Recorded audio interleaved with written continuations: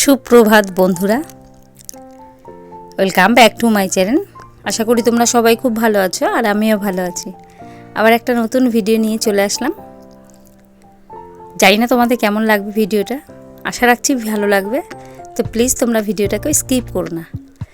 আর এখন যা গরম, তাতে করে সকালের পরিবেশটা বা প্রকৃতিটা এত ভালো লাগে, সেটা মনে হয় সারাদিন যদি এমনটা থাকতো, কিন্তু কোনো কিছুকেই তো আমরা ধরে রাখতে পারবো না।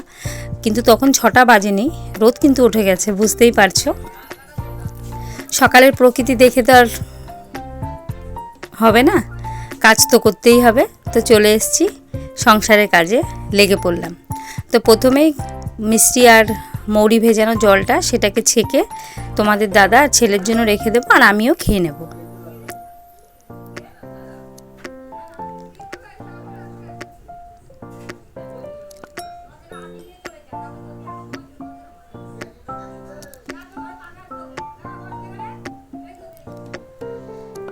তারপরে চলে আসলাম উঠোনটা ঝাড় দিয়ে নিতে। তো বাইরের কিছু কাজবাজ ছিল, তাই ভাবলাম কি উঠোনটা আগে ঝাড় দিয়ে নিই, তারপরে বাসনগুলো মেজে নেবো। আর বাসনটা বের করা হয়ে গেছে, তাই ভাবলাম আগে উঠোনটা একটু ঝাড় দিয়ে নিই।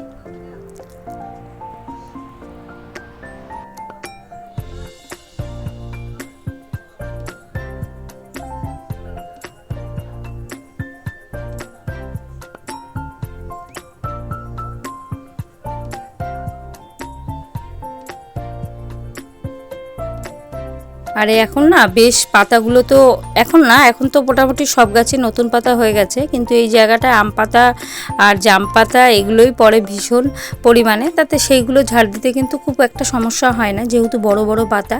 কিন্তু তাও আমাদের একটু সমস্যা হয়, যেহেতু এবড়ো খেবড়ো জায়গাটা তো সমান নয়, তার কারণে একটু সমস্যা হয়।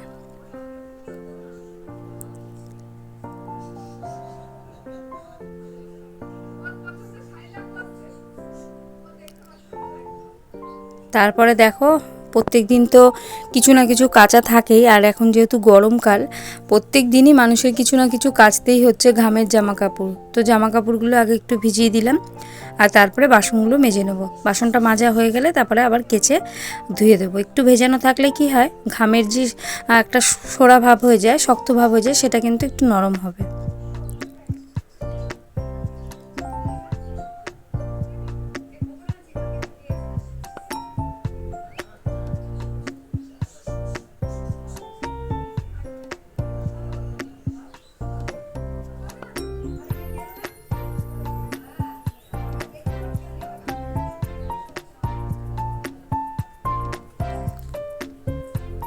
তারপরে স্নান করে চলে এসেছি পুজো দিতে।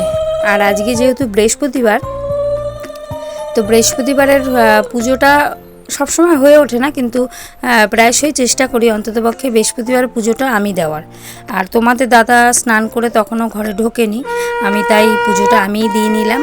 আর বৃহস্পতিবারে তো শঙ্খ বাজাবো, কিন্তু ঘণ্টা বাজাবো না, কেননা মা লক্ষ্মী কাঁসর ঘণ্টা, মানে কলহল যেখানে, সেখানে মা লক্ষ্মী কিন্তু থাকে না।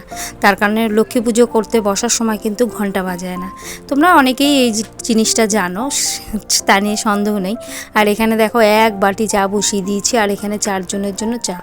আর তোমাদের দাদা আর ননদের জন্য একেবারে উপুচুপু করে চা দিয়ে দিয়েছি, দিদির আবার অল্প চায়ে হয় না তো। আর আমার জন্য লিকার চা নিয়ে নিয়েছি। আর এখানে পটলগুলো নিয়ে এসেছিলো তোমাদের দাদা, বেশ ভালো সাদা পটল যেগুলো। তো পটল পোস্ত খাবে, তার জন্য পটলগুলো কেটে নিচ্ছি।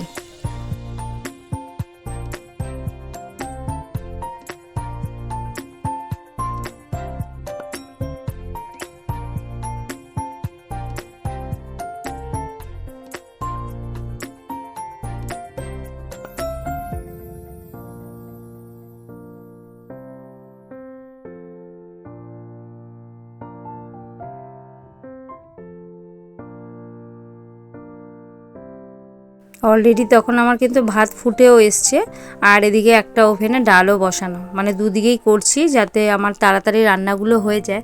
আর এই প্রচণ্ড গরমে এইভাবে রান্না না করলে কিন্তু তাড়াতাড়ি রান্না শেষ করতে পারবো না। তোমরা তো কম বেশি আমার যারা পুরনো বন্ধু, আমার পরিবারের সদস্য, তারা তো জানোই যে আমাকে কাজেও যেতে হয়।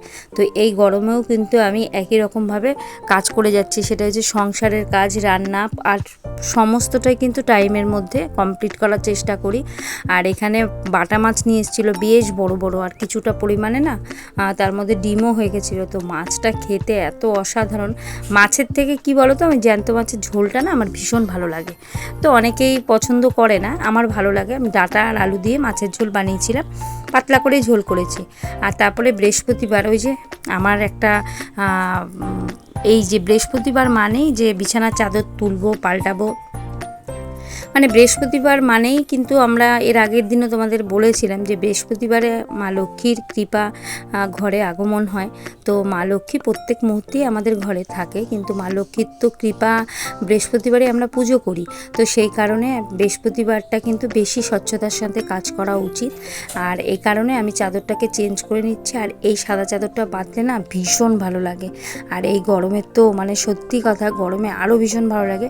যত লাইট কালারের বিছানা চাদর পাতা হবে না, গরমটা মনে হবে বিছানায় একটু কম লাগছে, কিন্তু সেটা হয়তো না, কিন্তু আমার মনে হচ্ছে এরকমটা হয়। তো তোমাদের যদি আমার কথার সাথে সহমত হয় বা এরকম কিছু ভেবে থাকো, তাহলে কিন্তু এক কমেন্ট করো। আমার মনে হচ্ছে হালকা কালারের পর্দা, হালকা কালারের বিছানার চাদর, এগুলো থাকলে ঘরের একটু গরমটাও কম লাগে। তারপরে ঘরের ওয়ালের যে কালারগুলো থাকে, এগুলো লাইট কালার থাকলে একটু গরম কম লাগে।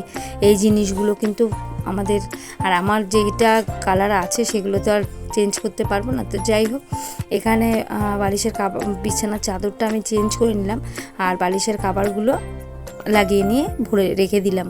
আর আমার তো ডবল সেটের চাদর, বালিশের কাভারগুলো, তো একটা খুলে রাখলে আরেকটা লাগানো যায়, সমস্যা হয় না।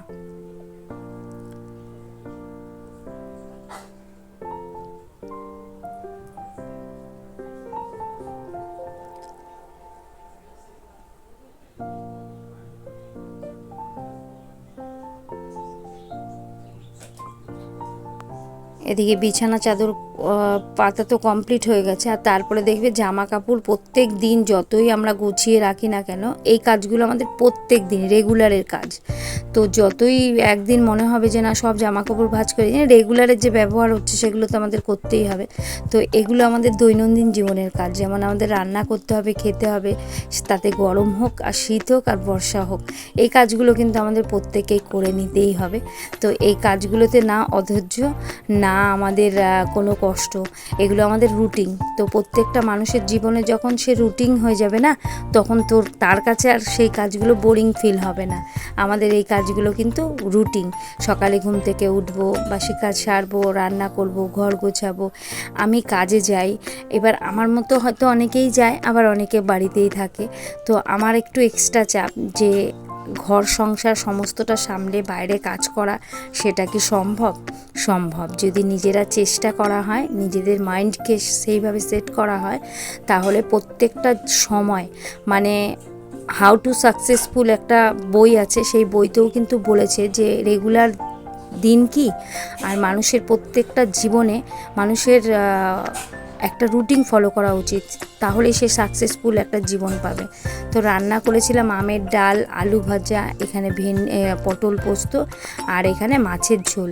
আর এখানে দেখো দিদি বাড়ির থেকে, মানে আমার ননদ যেহেতু এসছে, তো সেই কারণে এখানে দিদি তো ভাড়া থাকে, তো সেই কারণে দিদি আবার খাবার পাঠিয়েছে ননদের জন্য। কি রান্না করেছে, এখানে দিয়েছে এক পিস কাতলা মাছ, আর এখানে দিয়েছে আমের চাটনি, আর এখানে দিয়েছে বরবটি বাটা।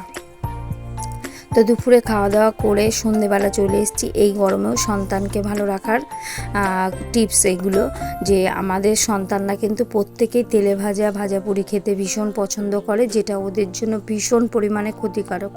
তো প্রত্যেকটা বাবা মায়েরই এগুলো ফলো করা উচিত, যে ওদের স্বাস্থ্য রক্ষার জন্য আমাদের এই কাজগুলো করা। সেটা হচ্ছে এই যে মাঝে মধ্যে একটু নুন চিনি জল বা মুড়ি ভিজিয়ে গ্লুকন্ডির থেকে নুন চিনি জল খাওয়াটাই বেটার মনে হয়। আর দিন দিন হোক আর রাত হোক, সেটা ঘর গোছানোর যদি মুড হয় তো যখন তখন করবে। এখানে ছিল এই সেলফটা, তোমরা তো জানো কম বেশি। তো আজকে হঠাৎ আবার ছেলে বললো, মা এখানে সেলফটা আনবো। আমি বলছি দেখ, যদি তোর ভালো লাগে বা ইচ্ছে হয় কর। তো পুরোটা কিন্তু ওই গুছাচ্ছে, ওই সাজাচ্ছে, সমস্তটা ওরই ক্রেডিট। তো কেমন হয়েছে সেটা ও গোছানোর পরে তোমরা দেখার পরে কিন্তু একটা কমেন্ট করো অন্ততপক্ষে আমার ছেলের জন্য। ও উৎসাহ পাবে, ওকে যখন বলবো যে তোর গোছানো পছন্দ হয়েছে, নেক্সট সময়েও কিন্তু ও আবারও করতে যাবে এই কাজগুলো।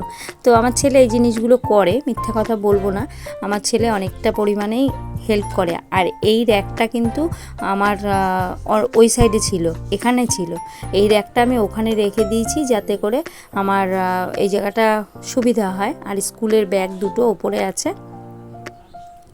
আর এই যে কেমন হয়েছে গোছানোটা। আর এগুলো গোছাতে নিলে তো বোঝোই কিছু না কিছু জামা কাপড় বেরোবেই। তো বেরিয়েছে এই জামা কাপড়গুলো, এগুলো কালকে সব কেচে দেবো। আর ওই যে দেখালাম ওই কোনায় কত ময়লা ধুলোবালি, তো সেইগুলো আমি একটু ঝাড় দিয়ে নেব। আর তারপরে ঘরটাও মুছে নেব। আমার তো প্রত্যেক দিনের অভ্যেস, রাতেও ঘর মুছতে হবে আমাকে। তো এগুলো আগে ঝাড় দিয়ে নিই।